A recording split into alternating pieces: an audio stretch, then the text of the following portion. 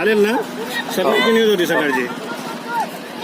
आगीचे तांडव सुरू आहे आणि याकडे MSEBच्या प्रशासनाचे पूर्णपणे दुर्लक्ष आहे. ही आग फक्त शॉर्ट सर्किटच्या प्रभावामुळे होत आहे आणि यावर प्रथमतः आग लागली तेव्हा पाटील इंजिनियर ते आले होते. त्यानंतर दुसऱ्यांदा आग लागली तेव्हा आमच्याकडचे लाईनमन यांचं लग्न असल्यामुळे ते आले नाही आणि इन्चार्ज म्हणून ठाणेकरला पाठवले होते.